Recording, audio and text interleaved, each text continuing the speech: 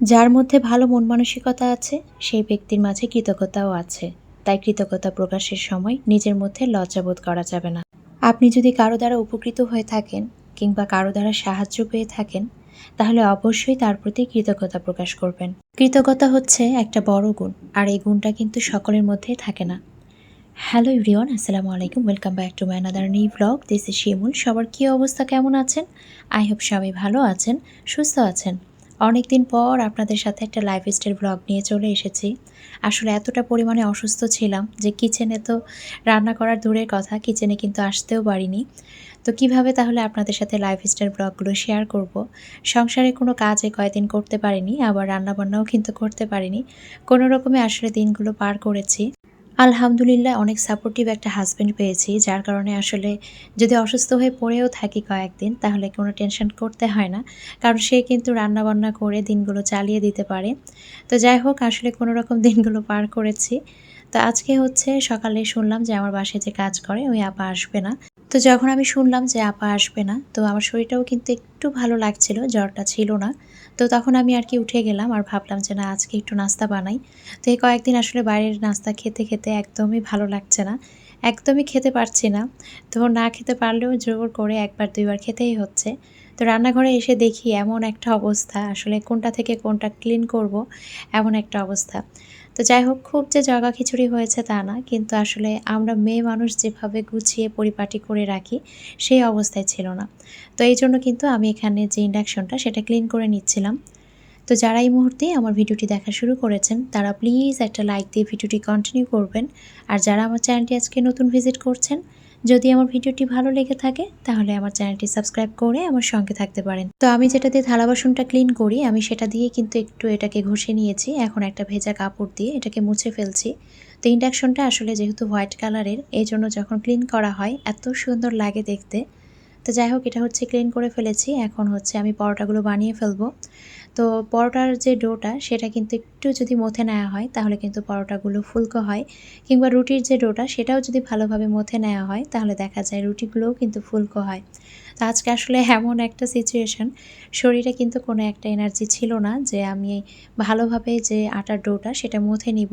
এই জন্য যতটুকু পেরেছি মথে নিয়েছি, যে কোনো রকম আজকে নিজের হাতের একটু নাস্তাটা খাবো।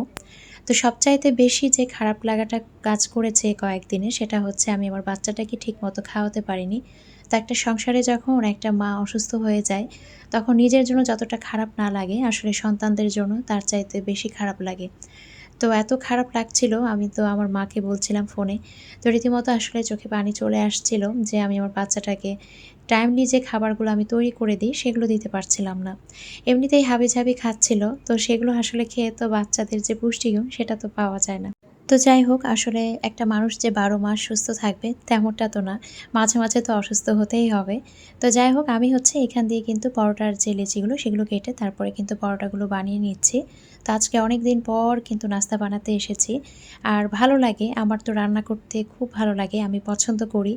কিন্তু যখন অসুস্থ থাকি তখন কিন্তু মানসিকভাবে আরও অসুস্থ হয়ে যাই, যে সংসারের কোনো কাজ করতে পারছি না, রান্নাবান্না করতে পারছি না, এরকম একটা অবস্থা। তো আজকে কিন্তু অনেক কাজের প্রেশার। আমি চিন্তা করছিলাম কখন নাস্তাটা বানাবো, এরপরে ঘর ঝাড়ু দিতে হবে, থালা বাসন পড়ে আছে। তো অনেক কাজ, ছোট বাচ্চার কাপড় ধুতে হবে। তো দেখা গিয়েছে এই কয়েকদিন কিন্তু ও এসেছে, আমি ওকে বলেছিলাম যে আপা এই কয়েকদিন বাদ দিয়েন না। তো আজকে যে ইচ্ছা করে বাদ দিয়েছে তা না, আসলে ওর একটা কাজ পড়ে গিয়েছে ইমার্জেন্সি, যার কারণে সে আসেনি। তো আমি কিন্তু এদিকে পরোটাগুলো ভেজে নিচ্ছিলাম। তো এই যে আমি আজকে মথে নিতে পারিনি ভালোভাবে আটার যে ডোটা সেটা, এই জন্য কিন্তু পরোটাগুলো খুব বেশি যে ফুলকো হয়েছে তা না। তবে হ্যাঁ, খেতে যে মজা হয়েছিল এটা হচ্ছে বড় ব্যাপার। তো যাই হোক, আমি কিন্তু এখন পরোটাগুলো এক এক করে ভেজে নিব। তো পরোটা বানালে সবচাইতে যে বেশি খুশি হয় সেটা হচ্ছে আমার বাবাজানটা। তো আমার বাবাজান আসলে অনেক খুশি হয়, কারণ সে কিন্তু পরোটা দিয়ে চা দিয়ে খেতে ভীষণ পছন্দ করে। চা না থাকলেও দেখা যায় অল্প একটু করে করে কিন্তু ছিঁড়ে ছিঁড়ে খেতে পছন্দ করে। একটা মা আসলে তার সন্তানদের জন্য কত কিছু চিন্তা করে। ভালো লাগার জিনিসগুলো যদি একটু সন্তানকে খাওয়াতে পারে, সেটার মধ্যেও যে মায়েদের একটা প্রশান্তি, একটা তৃপ্তি, এটা কিন্তু এখন বুঝি। তো পরোটাগুলো ভেজে নেওয়ার পরে আমি কিন্তু এখানে ডিমগুলো পোচ করে নিয়েছি। তো আজকে ভেবেছিলাম যে একটু আলু ভাজিও করব। তো সারিকার বাবা নিষেধ করছিল যে অসুস্থ শরীরে এত বেশি কিছু করার দরকার নেই। তো এদিকে হচ্ছে ইছান কিন্তু চা খুঁজছে। সে কিন্তু পরোটা ভাজা দেখে ভীষণ খুশি। যখন আমি পরোটা বানাই কিংবা রুটি বানাই ও কিন্তু ঠিক বুঝে যায় আর এত খুশি হয়, রান্নাঘরে বারবার যাওয়া আসা করে। আর যখন দেখে যে হ্যাঁ আমার আম্মা গ্যাসটা বন্ধ করে দিয়েছে, তখন কিন্তু সে সুন্দর করে এসে এভাবে টেবিলে বসে থাকে। তো সত্যি ওর এই জিনিসটা আমার খুব ভালো লাগে, খাক কিংবা না খাক ও যে টেবিলে অ্যাটেন্ড করে এটাই হচ্ছে বড় ব্যাপার। তো আমরা কিন্তু একসাথে নাস্তাটা করে নিয়েছি। সারিকার বাবা অফিসে চলে গিয়েছে, তো ইছান কিন্তু খায়নি তেমন একটা। তো ভাবলাম যে পরে একটু চা বানিয়ে নিই, আমার একটু খাওয়া হবে আর ওকে একটু পরোটা দিয়ে খাওয়ানো হবে। চা দিয়ে পরোটা পেলে দেখা যায় ও কিন্তু পরোটা খেয়ে নেয়, ও ভীষণ পছন্দ করে। তো সারিকা তো দেখা যায় পরে এসে খায়। মেয়েটা আমার আসলে কখনো সকালে যে গরম গরম নাস্তাটা আমাদের সাথে খেতে পারে তা না, শুধুমাত্র ছুটির দিনটাতে পারে। তো যাই হোক, চায়ের যে কালারটা এটা খুব সুন্দর এসেছিল। তো এখন হচ্ছে চাটা ঢেলে নিচ্ছি। তো আমি আসলে দুধ চায়ে কিন্তু ম্যাক্সিমাম টাইম যেটা করি সেটা হচ্ছে একটু মশলা দিতে পছন্দ করি, কারণ মশলা চাটা আসলে আমি খেতে পছন্দ করি। চা যেহেতু আমি খুব একটা খাই না, খেলেও একটু মশলা চাটা খাই। তো চা বানানো হয়ে গিয়েছে, তো আমি ওকে বলেছিলাম এই ছোট টেবিলে তোমার খাবারটা দিব, এই জন্য কিন্তু তখন থেকে এখানে দাঁড়িয়ে আছে। তো খুব ভালো লাগছিল, এসে মায়াও লাগছিল যে ছোট বাচ্চা আসলে মা ছাড়া কতটা আসলে এতিম একটা বাচ্চা, তার মা ছাড়া আসলে কিছুই না। তো আসলে আমি সবসময় দোয়া করি যে আল্লাহ তুমি সকল বাচ্চা কাচ্চার বাবা মাকে সুস্থ রাখো। একটা বাচ্চা মানুষ করার জন্য তার বাবা মা আসলে খুব দরকার। তো সকল বাবা মাকে আল্লাহ তুমি সুস্থ রেখো এবং বাচ্চাগুলোকে তুমি সুস্থভাবে মানুষ করার তৌফিক দান করো। তো নাস্তা খাওয়ার পরে কিন্তু আমি ঘরগুলো গুছিয়ে নিয়েছি, এরপরে ঘরগুলো ঝাড়ুও দিয়ে নিয়েছি। তো সেগুলো আর কি আর ভিডিও করিনি, কারণ সব কিছু ভিডিও করতে গেলে আজকে আমার কোনো কাজই হতো না। একটা মজার বিষয় হচ্ছে, যেদিন আমার বাসায় অনেক কাজ থাকে, যেদিন আমার বাসায় অনেক বেশি থালা বাসন জমা হয়ে থাকে, সেদিন আমার বাসায় কাজের মানুষ আসে না। তো এটা আসলে কি একটা বলবো অবস্থা। তো আজকে কিন্তু বেশ কিছু থালা বাসন ছিল, তো নিজের হাউসেও কিন্তু অনেকগুলো আছে, তো এক এক করে তুলে নিচ্ছি উপরে আর হচ্ছে এভাবে মেজে নিচ্ছি। আমি দেখা যায় খুব যে বসে কাজ করতে পারি তা না, আমার পায়ের সমস্যা হয়, যার কারণে কিন্তু দাঁড়িয়ে কাজ করি। তবে দাঁড়িয়ে কাজ করার সময়ও কিন্তু সমস্যা হয়, বেশি সময় ধরে দাঁড়িয়ে থাকলেও কিন্তু পায়ের যে গোড়ালির অংশটা আছে সেখানে কিন্তু প্রচুর ব্যথা হয়। তো কয়েকদিন আগেই এক আপু হচ্ছে কমেন্ট করেছিল, নামটা আমার মনে পড়ছে না, যে কড়াই কিভাবে আমি ওয়াশ করি। তো আপু এই যে এইভাবে আমি একটু ছাই দিয়ে তারপরে ভীম দিয়ে কিন্তু এভাবে তারের যে মাজনি রয়েছে সেটা দিয়ে ঘষে ঘষে তারপরে ক্লিন করে ফেলি। তা না হলে দেখা যায় আসলে লাল অংশ যেটা সেটা কিন্তু থেকেই যায়, কেমন যেন একটা লালচে হয়ে যায়। তো চেষ্টা করি একটু ভীম দিয়ে আর হচ্ছে ছাই দিয়ে ক্লিন করতে। তো নিজে যখন ক্লিন করি তখন তো খুব ভালো করে করি, কিন্তু আমার বাসায় যে কাজ করেন ওই আপাকে বলে রাখা আছে, তো দেখা যায় মাঝে মাঝে ছাই দিয়ে ক্লিন করে, আবার মাঝে মাঝে কিন্তু করেও না। তো যাই হোক, এভাবে কিন্তু আমি সুন্দর করে কড়াইটা ক্লিন করি আর দেখেন খুব সুন্দর করে কিন্তু এটা ক্লিনও হয়। তো সবগুলো থালা বাসন ধোয়া হয়ে গিয়েছে, এরপরে হচ্ছে আমি যে সিঙ্ক এরিয়াটা এটাও কিন্তু এখন একটু ক্লিন করে ফেলবো। তো সিঙ্ক এরিয়া আসলে যদি ক্লিন করা না হয় একদমই ভালো লাগে না। আমার গত কোনো এক ভিডিওতে চামেলি আদি আইডি থেকে এক আপু হচ্ছে কমেন্ট করেছেন, পিওর মিষ্টি শিমুল আপু তুমি খুব সুন্দর গুছিয়ে কথা বলো, তোমার কথা শোনার জন্যই ভিডিওগুলো দেখি, মাশাল্লাহ। এবারে ড্রেসগুলো খুব সুন্দর, আমি বগুড়া থেকে বলছি। অসংখ্য ধন্যবাদ আপু, তোমার জন্য অনেক ভালোবাসা রইল, এত সুন্দর একটা মিষ্টি করে কমেন্ট করেছো। তো থালা বাসন ক্লিন করার পরে আমি কিন্তু সিনকের এটাও সুন্দর করে ধুয়ে নিয়েছি, এখন হচ্ছে আমি থালা বাসনগুলো জায়গা মতো রেখে দিচ্ছি। তো এটার কিন্তু নিচের যে তাক রয়েছে সেই দুই তাকে কিন্তু আমি আমার কড়াই পাতিল এগুলো রেখে থাকি। কোনো এক ভিডিওতে এক আপু জিজ্ঞেস করেছিলেন, এই জন্য বলে দিলাম। তো এখন আমার সবচাইতে পছন্দের কাজ করে নিলাম, সেটা হচ্ছে শাক বাছা। আমার এত বিরক্ত লাগে, আমি এই ভয়ে কিন্তু শাক খেতে চাই না, কারণ শাক বাছতে আমার একদমই ভালো লাগে না। তো শাকগুলো কিন্তু আমি বেছে নিয়েছি, তারপরে খুব ভালোভাবে ধুয়েও নিয়েছি। তো রান্নাঘরের অবস্থা যা হয়েছিল, ভালোভাবে মুছেও নিয়েছি রান্নাঘরটা। এখন হচ্ছে আমি এখানে মাছগুলো ক্লিন করেছি, তো আমি এখানে মাছগুলো ভেজে নিব। তো এই জন্য লবণ আর হলুদ দিয়ে একটু মাখিয়ে নিচ্ছি। তো আমি হচ্ছে সবসময় মাছ ভাজার আগ মুহূর্তে যে হলুদের পরিমাণটা খুব অল্প দেই, কারণ দেখা যায় রান্না করার সময় না হলে হলুদের পরিমাণটা বেশি হয়ে যায়। তো তরকারিতে হলুদের পরিমাণ বেশি হলে আমি কেন যেন সেই তরকারিটা খেতে পারি না, কেমন যেন আমার কাছে একটা গন্ধ লাগে। আতিক হোসেন আইডি থেকে এক আপু হচ্ছে কমেন্ট করেছিল, আসসালামু আলাইকুম আপু, কেমন আছেন? আশা করি ভালো আছেন। আপনার ভিডিও আমার অনেক ভালো লাগে, আমি সব সময় আপনার ভিডিও দেখি, কখনো কমেন্ট করা হয় না। তো আপু ওয়ালাইকুম আসসালাম, অসংখ্য ধন্যবাদ আপু, এত সুন্দর করে একটা কমেন্ট করেছেন, আপনার জন্য দোয়া এবং ভালোবাসা রইল, আমার জন্য দোয়া রাখবেন আপু। তো এরপরে কিন্তু আমি এখানে মাছগুলো ভেজে নিচ্ছিলাম। তো তেলাপিয়া মাছ কিন্তু আমার অনেক পছন্দের একটা মাছ। তো এটার একটা কারণও আছে, এর কারণ হচ্ছে এর মধ্যে কোনো কাঁটা থাকে না তেমন। তো সবচাইতে কম কাঁটাযুক্ত যে মাছগুলো থাকে সেগুলোই কিন্তু আমার সবচাইতে পছন্দের মাছ। তো আমি আসলে কাঁটা বাছতে খুবই অলসতা, তো আমি এমনভাবে কাঁটা বাছি আসলে মনে হয় যে ওই মাছের কিছুই থাকে না। তো ছোট থেকে এই অভ্যাস আমার। আমি আসলে মাছের কাঁটা একদমই মুখে নিতে পারি না। মুখে নিলে যে অনেকে বের করে নিয়ে আসে, সেটাও আমি পারি না। তো যাই হোক, এদিক দিয়ে হচ্ছে আমি মাছটা রান্না করে নিচ্ছি। তো প্রথমে একটু আস্ত জিরা দিয়েছিলাম। এরপরে কিন্তু আমি লবণ দিয়ে পেঁয়াজটাকে ভেজে নিয়েছি। এরপরে এখানে আমি আদা রসুন বাটা, হলুদের গুঁড়া, মরিচের গুঁড়া এবং ধনিয়ার গুঁড়া দিয়েছি। মসলাগুলো খুব ভালোভাবে কষিয়ে নিয়ে এরপরে এখানে আমি টমেটো এবং আলুটা দিয়ে দিচ্ছি। কোনো এক ভিডিওতে এক আপু আমাকে সাজেস্ট করেছিল যে সবসময় গোল করে আলু কেটে দিবেন না, মাঝে মাঝে লম্বা করে কেটে দিবেন। এতে করে তরকারির স্বাদটা অনেক বেড়ে যায়। তো আপু, আপনাকে অসংখ্য ধন্যবাদ। তবে আপনার নামটা আমার মনে পড়ছে না আপু, নাহলে অবশ্যই আপনার নামটা নিতাম। তো আপুর এই কমেন্ট পড়ে আমার খুব ভালো লেগেছিল। যখন কারো কাছ থেকে কোনো কিছু শিখতে পারি তখন খুব ভালো লাগে, কারণ আসলে জীবনে শেখার কোনো শেষ নেই। তো যাই হোক, আমি কিন্তু ঝোলের পানিটা দিয়ে দিয়েছি, মাছটা পরে অ্যাড করব। আর এদিকে আমি শাকটাও কিন্তু তেলে দিয়ে দিয়েছি। তো আমি শুধুমাত্র কিন্তু এখানে পেঁয়াজ কুচি, রসুন কুচি এবং মরিচ ফালি দিয়ে তারপরে আমি এখানে শাকটা তেলে দিয়ে নিয়েছি। তো এইভাবেই কিন্তু মূলত আমি শাক সবসময় তেলে দিই, আমার কাছে এভাবেই ভালো লাগে খেতে। এদিকে আলুটা যখন হালকা সেদ্ধ হয়ে এসেছে তখন আমি এখানে মাছটা দিয়ে দিচ্ছি। আপনাদের সাথে একটা মজার জিনিস শেয়ার করি, আমি কিন্তু কোনো মাছের লেজের অংশটা খাই না, কিন্তু শুধুমাত্র তেলাপিয়া মাছের লেজের অংশটা খাই। আমি কখনও তেলাপিয়া মাছের দেখা যায় যে যে পেটির অংশটা মানে চাকা যেটা হয় সেই পিসটা কিংবা হচ্ছে মাথার যে পিসটা সেটা কখনোই খাই না। আমি কিন্তু সবসময় লেজের অংশ খাই, কেন আমি জানি না। তো এরপরে কিন্তু আমরা খাওয়া দাওয়াটা শেষ করে ফেলেছি। আর এটা হচ্ছে পার্সেল, আপনাদের সবার পার্সেল রেডি করা হয়েছে। তো আলহামদুলিল্লাহ, আপুদের অনেক অনেক রেসপন্স পেয়েছি। তো আসলে আপনাদের ভালোবাসা এবং দোয়া না থাকলে কোনো কিছুই সম্ভব না।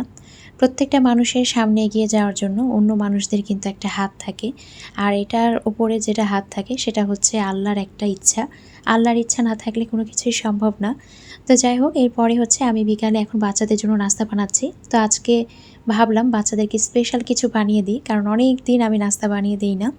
তো এখানে হচ্ছে আমি বাচ্চাদের জন্য একটু চিকেন পাকোড়া করব। তো আমি মূলত কিন্তু একটু হাড্ডির যে অংশটা সেটাই নিই। তো আমি এখানে আদা রসুন বাটা দিয়েছিলাম। এরপরে আমি এখানে মরিচের গুঁড়া, জিরার গুঁড়া, গরম মশলার গুঁড়া, সামান্য পরিমাণে সয়া সস এবং অল্প পরিমাণে এখানে আমি টমেটো সসটা দিয়েছি। এরপর এটা আমি একটা সাইডে রেখে দিলাম। তো ফ্রেঞ্চ ফ্রাই করব, এজন্য কিন্তু আলুগুলোকে এভাবে কেটে নিয়েছি। আর এরপরে আমি এখানে মরিচের গুঁড়া, লবণ এবং সামান্য পরিমাণে কর্নফ্লাওয়ার আর সামান্য পরিমাণে ময়দা দিয়ে দিব। এরপরে খুব ভালোভাবে এগুলোকে মাখিয়ে নিব। ফ্রেঞ্চ ফ্রাইটা কিন্তু দেখা যায় যে ইজান খেতে খুব পছন্দ করে, ও আসলে চিকেনটা তেমন খেতে পারে না। চিকেনটা রান্না করে দিলে একটু খায়, কিন্তু চিকেন ফ্রাই যেটা সেটার ভেতরের অংশটা খায়, উপরে যে আস্তরণ পড়ে এটার জন্য কিন্তু ও খেতে চায় না। তা আসলে বাচ্চা মানুষ যেহেতু ওটা কড়া টাইপের হয়, একটু মুচমুচে হয়, এই জন্য কিন্তু খেতে চায় না হয়তোবা। তো এই জন্য আমি ভাবলাম যে একটু ফ্রেঞ্চ ফ্রাইও করে দিই। আমার এক বান্ধবী ছিল, তো সে একটা কথা বলতো, সেটা হচ্ছে যে রেস্টুরেন্টে গিয়ে কেন আমি হচ্ছে ফ্রেঞ্চ ফ্রাই খাবো, এটা তো একটা আলু ভাজি, এটা তো বাসায় বসেও বানানো যায়। তো এই কথাটা শুনে আমার খুব হাসি পেত। তো যখনই আমি ফ্রেঞ্চ ফ্রাই বানাতে যাই তখনই কিন্তু তার এই কথাটা মনে পড়ে, আর আমি একা একা হাসি যে সত্যিই তাই, চিন্তা করতে গেলে তো এটা আলু ভাজাই। তো যাই হোক, তবে তারপরেও কিন্তু এই আলু ভাজাটা খেতেই ভালো লাগে। তো এইদিকে হচ্ছে যে চিকেনটা ম্যারিনেট করে রেখেছিলাম, এটা কিন্তু বেশ সময় হয়ে গিয়েছে। তো তার মধ্যে আমি এখন কিছুটা পেঁয়াজ কুচি দিয়ে দিচ্ছি। আজকে এখানে আমি মরিচ কুচিটা ব্যবহার করছি না, আসলে চিন্তা করছিলাম যদি ইছানা এক পিছু খায় তো ও তো ঝাল একটু কম খায়, খেতে চায় না। তো এরপরে হচ্ছে আমি এখানে বেশ কিছু বেসন দিয়ে দিলাম আর হচ্ছে কর্নফ্লাওয়ার দিয়েছি। এখন হাত দিয়ে খুব ভালোভাবে মেখে নিব। তো এটা মূলত আমি দেখা যায় বেটারটা আগে রেডি করি, তারপরে কিন্তু মাখিয়ে নিই। তো আজকে একটু তাড়াহুড়ো করছিলাম, যেহেতু শরীরটা ভালো না, এই জন্য কিন্তু একসাথেই মাখিয়ে নিয়েছি। সারাদিন যেহেতু বেশ কিছু কাজ করেছিলাম, তো নাস্তা বানানোর সময় আসলে মনে হচ্ছিল যে শরীরটা আর চলছে না। তো বিশেষ করে আমার পায়ের অংশেই খুব বেশি ব্যথা হয়, যেহেতু অনেক সময় ধরে আসলে কিচেনে আমরা মেয়েরা কাজ করি। তো শরীরটা যেহেতু দুর্বল, অ্যান্টিবায়োটিক খেয়েছি অনেকগুলো, তো এই জন্য কিন্তু আসলে দাঁড়িয়ে যে কাজ করার এনার্জি সেটা কিন্তু পাচ্ছিলাম না। তো আমি কিন্তু ফ্রেঞ্চ ফ্রাইটাকে খুব সুন্দর করে স্টে নাড়িয়ে রেখেছি, আর দেখেন খুব সুন্দর লাগছিল দেখতে। তো ফ্রেঞ্চ ফ্রাইগুলোকে আসলে আমাকে এভাবে যদি ডেকোরেশন করে দেওয়া হয় আমার কাছে ভালো লাগে।